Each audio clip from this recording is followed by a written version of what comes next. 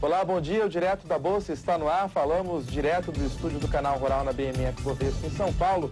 E o tema deste programa especial é logística. Será que o Brasil está preparado para atender a demanda internacional de açúcar? E o que esperar para a nova safra que já está chegando? A nossa convidada de hoje é Elizabeth Chagas, consultora em agronegócio e especialista em logística. Elizabeth, seja bem-vinda mais uma vez aqui ao Canal Rural. Bom, eu vou começar perguntando sobre a questão do açúcar, né? Porque Paquistão, Índia, China, todo mundo sinalizando que vai comprar açúcar do Brasil em grande quantidade. Será que o país está preparado para atender a toda essa demanda em termos de logística? Não. A gente não está preparado. Mas eu acho que a gente vai atender, porque é aquela coisa, brasileiro sabe como dar certo em logística de uma maneira improvisada, que não é a maneira correta. E, por sorte, quando a gente fala de açúcar, a gente está falando do estado de São Paulo, que tem uma logística muito boa em termos de estrada, né? Um facilitador. Um facilitador, que isso devemos, não tem nada a ver com o governo federal, devemos ao governo estadual, em grande parte, né?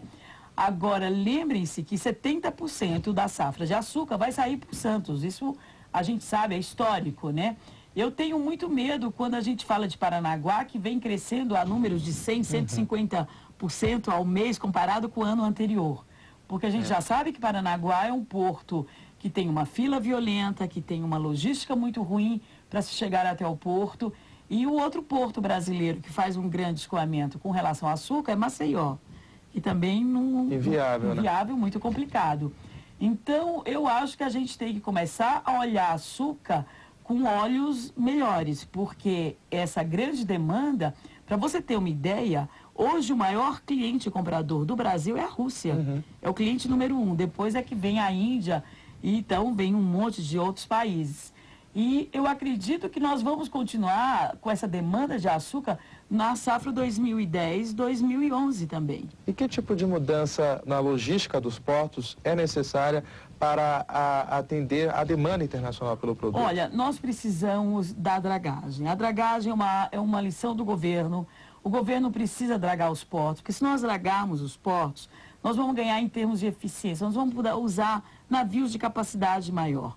Com isso, nós estaríamos ganhando em tempo, porque se você tem um navio com uma capacidade maior para carregar, você vai usar um período de tempo menor, o navio vai poder vir aqui em quantidade de menor tempo, com isso você vai maximizar a quantidade de navios a operar.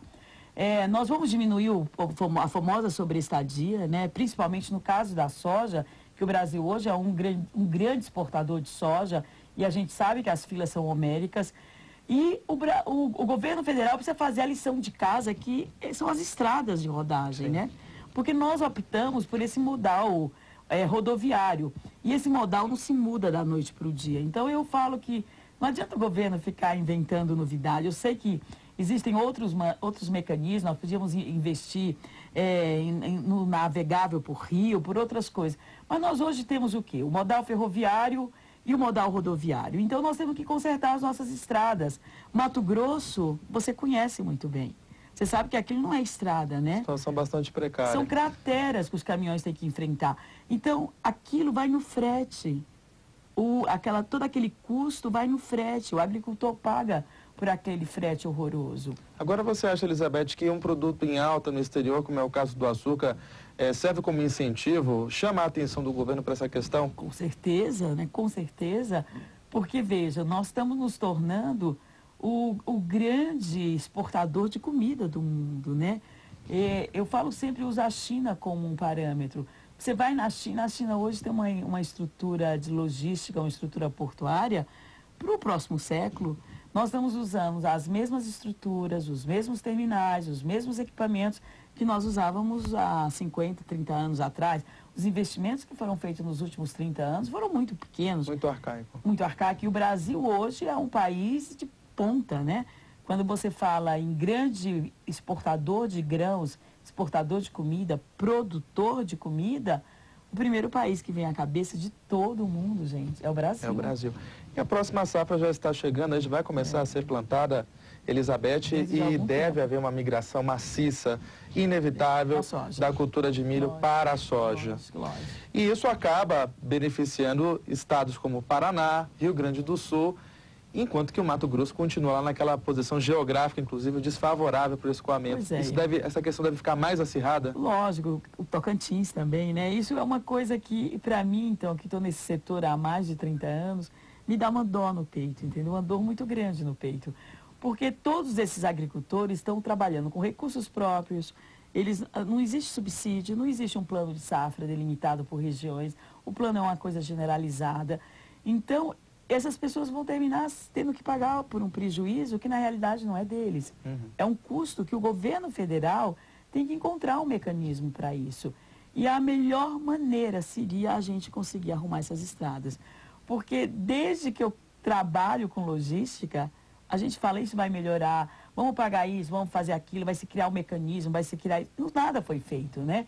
Nós temos estados longe dos portos brasileiros, nós temos um Nordeste aí inteiro que poderia ser uma alternativa com novos portos, mas não fica que você tem de porto. Você tem Santos e Paranaguá, né? Pois é. Alguma coisa se formando ainda ali para Bahia, você fala em Itaqui, mas Itaqui é um sonho distante ainda, não é uma realidade. E esses estados produtores que estão mais longe do litoral, eles certamente terão uma produção ilhada. Com certeza.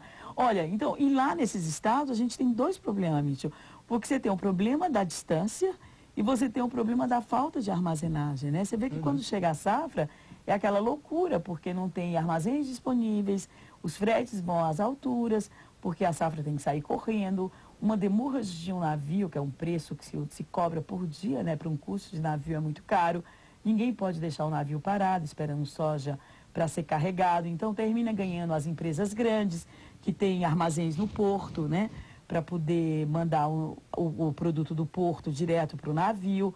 Então, a gente tem uma logística muito desestruturada, o que favorece com que as empresas grandes, as multinacionais, terminem levando um certo ganho extra, né?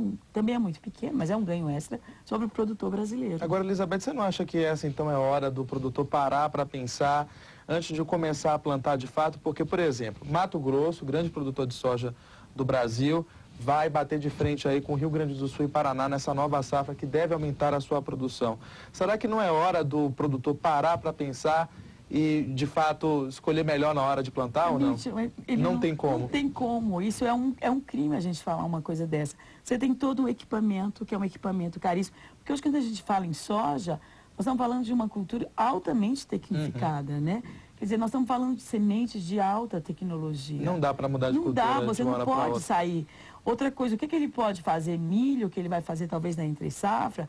O milho está um problema com essa gripe suína. Sim. Você vê que, o que é milho? Milho é proteína animal, né? Porque você vai exportar porco, você vai exportar frango, que é milho dentro, né? É um segmento que está embaixo. É um segmento que está embaixo. O próprio, você veja, mesmo a carne bovina que começa a se recuperar, mas o mundo, o homem, quando fala tem um problema na carne, para de comer tudo, né? Então a gente está sofrendo ainda alguma coisa com relação a essa gripe suína, é um fato. Há uma demanda menor, o preço do milho baixou. Você vê o que os Estados Unidos fez em termos de plantações de milho. Então, ele não tem alternativa, ele não pode pegar o maquinário dele e dizer, joga isso tudo para o alto e eu vou plantar outra coisa. Verdade. Então, ele está dentro de uma cultura, que é uma cultura que no mundo inteiro está sendo bem remunerada, que ele pode se ressarcir de todos os investimentos que ele foi feito. Agora, a logística é lição de casa do governo. O governo tem que fazer a parte dele. Tá certo. Elizabeth Chagas, mais uma vez, muito obrigado por sua participação aqui no nosso programa e volte sempre. Muito obrigada. E olha, o Brasil é um país da agricultura. Isso a gente já sabe há muito tempo. Tá certo, Elizabeth. Muito obrigada. Essa edição do Direto da Bolsa fica por aqui. Um bom dia a todos.